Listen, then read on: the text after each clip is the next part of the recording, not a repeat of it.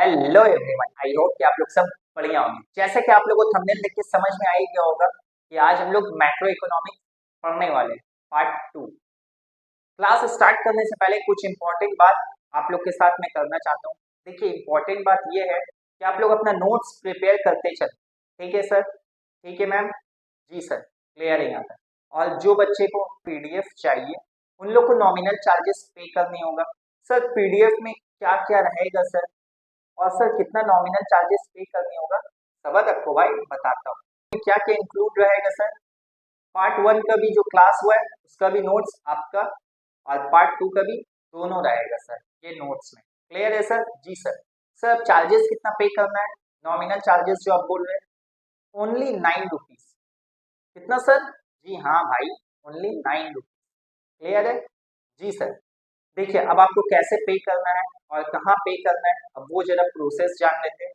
मेरा UPI ID आप लोग को जो है स्क्रीन पे दिखता होगा, 8622833668 हाइफन 2@IBL, आप लोग को दिखता ही होगा। पे करने के बाद आप लोग स्क्रीनशॉट मेरा व्हाट्सएप नंबर पे भेजना। व्हाट्सएप नंबर पे भी जो है आपको क्या क्या डिटेल्स अपना लिख के भेजना है, आप लोग सुन लीजिए। नेम, सेमेस्टर, सब्जेक्ट, और आपने जो पेमेंट किया उसका स्क्रीनशॉट।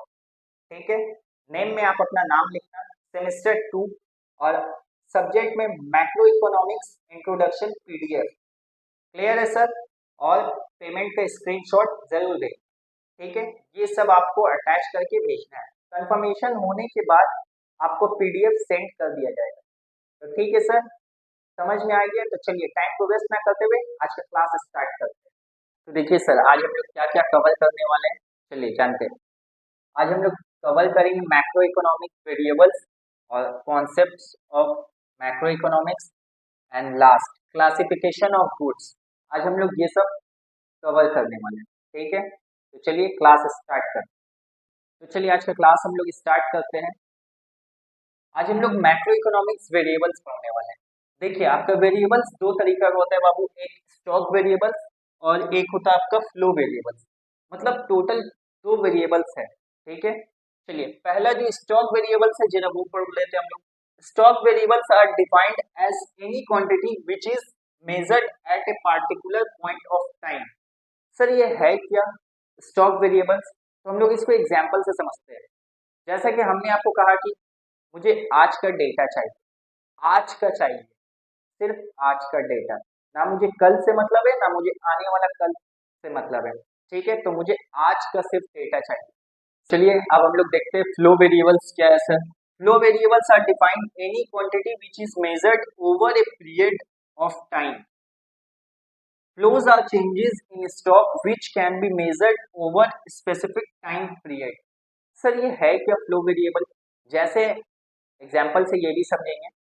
जैसे हमने आपको कहा कि आपके मंथ में कितने मशीन थे आपके प्लांट, ठीक है, या फिर पूरे साल में आपके कंपनी में कितने मशीन थे, तो आप उसको काउंट करके बता दें। वो होता है फ्लो वेरिएबल। ठीक है सर? आई होप आप लोग को यहाँ तक का समझ में आया हो।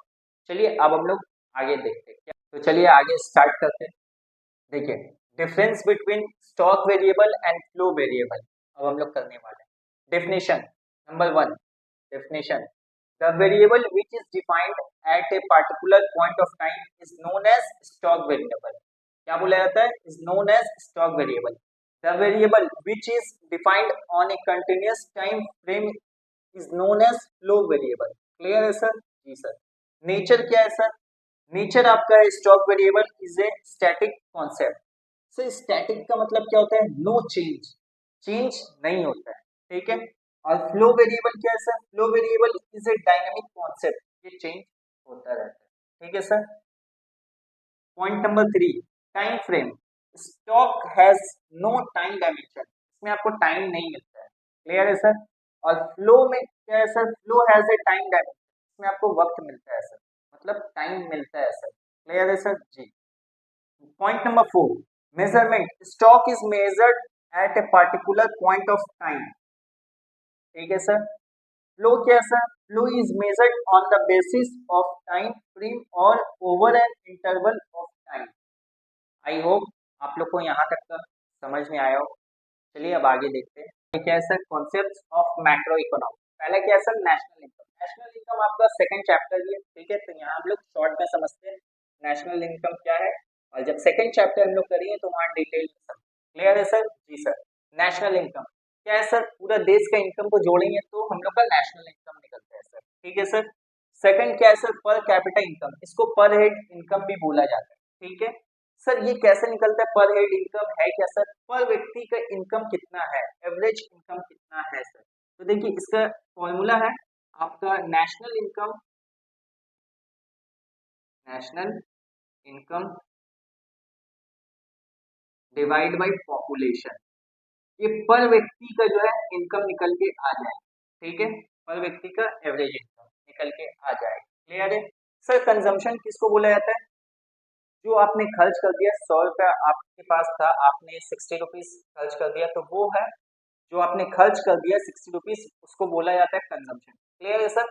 आपने कितना बचाया सर, 40 रुपीज।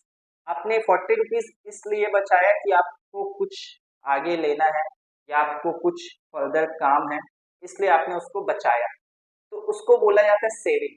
क्लियर है सर? आपने जो पैसा बचाया उसको बोला जाता है सेविंग, ठीक है सर। नेक्स्ट, इन्वेस्टमेंट किसको बोला जाता है सर, इन्वेस्टमेंट ये एक तरीका का कैपिटल है, आपने कहीं इन्वेस्ट कर दिया और आपको जो है बाद में रिटर्न मिलता है, उसको बोला जाता है इन्वेस्टमेंट। क्लियर है सर? आपने फैक्ट्रीज में कहीं इन्वेस्ट किया या कोई भी चीज शेयर्स खरीद के इन्वेस्टमेंट करके छोड़ दिया, बाद में आपको जो रिटर्न मिल रहा है उसको बोला जाता है इन्वेस्टमेंट। ये बहुत जरूरी है, याद रखिएगा। नेक्स्ट क्या है sir, price level. Price level क्या होता है सर, देखिए जितने भी इकोनॉमी में गुड्स एंड सर्विसेज प्रोड्यूस हुए हैं, ठीक है, उन सभी का एवरेज निकालते हैं, उसको बोला जाता है प्राइस लेवल। इसका एक और नाम है जनरल प्राइस लेवल भी बोला जाता है। क्लियर है सर यहाँ तक? जी सर। नेक्स्ट क्या है सर, ट्रेड साइकिल बोलिए या फिर बिजनेस साइकिल बोलिए। सर ये है क्या सर, ये आपका बिजनेस का अप एंड डाउन दिखाता है और इकोनॉमी का फ्लक्चुएशन को दिखाता है सर, इसको बोला जाता है बिजनेस साइकिल। आप ट्रेड साइकिल भी बोल सकते हैं या फिर बिजनेस साइकिल भी बोल सकते हैं। क्लियर है सर? आई होप आप लोग को यहाँ तक का समझ में आया हो। चलिए आगे चलते हैं। क्लासिफिकेशन ऑफ गुड्स क्या होता है सर, क्लासिफिकेशन ऑफ गुड्स कितने प्रकार के होते हैं, चलिए सब देखें। पहला है ड्यूरेबल कंज्यूमर गुड्स। क्या है सर ये, these are those goods which can be used for several years and are of relatively high value. Sir ये क्या होता है ड्यूरेबल कंज्यूमर गुड्स, जरा बता दीजिए। ये वो गुड्स होते हैं जिनकी वैल्यू काफी ज्यादा होती है। क्या सर, ये वो गुड्स होते हैं जिनकी वैल्यू काफी ज्यादा हाई होती है। क्लियर है सर? और आप इसको कई साल तक का यूज कर सकते हैं, जैसे कि आपका बाइक हुआ, कार हुआ, फ्रीज हुआ, ये सब जो है इसका एग्जाम्पल है। आई होप आप लोग को समझ में आया होगा। देखिए नॉन ड्यूरेबल कंज्यूमर गुड्स किसको बोला जाता है, these are those goods which are consumed in a single act of consumption. Such goods are also called single use consumption goods. Sir ये क्या होता है sir, non durable consumable goods है, ये वो गुड्स है जो सिंगल एक्ट कंजम्पशन में खत्म हो जाते हैं। Such goods are also called single use consumption goods, मतलब कि ये एक ही बार हम लोग इस्तेमाल कर सकते हैं। एग्जाम्पल, ब्रेड, एग, मिल्क और आपका एप्पल हुआ, ये सब चीज हम लोग एक ही बार इस्तेमाल कर सकते हैं। इसको बोला जाता है आपका नॉन ड्यूरेबल कंज्यूमर गुड्स। आई होप आप लोग को यहाँ तक का समझ में आया हो। चलिए और आगे देखते हैं क्या है। तो देखिए कंज्यूमर गुड्स क्या होता है sir, these are those goods which are directly used for the satisfaction by the consumer and are not used for production of other goods. These are also called consumption goods. Sir ये क्या होता है sir consumption goods, consumer goods ये वो goods है जो consumer अपने direct satisfaction के लिए इस्तेमाल करता है और ये गुड्स फर्दर जगह पे इस्तेमाल नहीं होता है सर। जैसे कि एग्जांपल हम लोग लेते हैं मिल्क हुआ, शूज हुआ, etc एक्सेट्रा। आई होप यहाँ तक का आप लोगों को समझ में आया होगा। चलिए नेक्स्ट क्या है sir, capital goods. Capital goods क्या होता है sir, these are those goods which are used in the process of production for several years and of high value capital goods are fix asset of the producer and their regular use leads to depreciation, loss of value. Sir ये capital goods क्या होता है sir? ये वो goods है जो production process में इस्तेमाल होते हैं। Example plant and machinery. I hope आप लोग को यहाँ तक का समझ में आया होगा सर। अच्छा लगा है तो चैनल को सब्सक्राइब, लाइक और शेयर जरूर करें। आज के लिए इतना ही। Bye and take.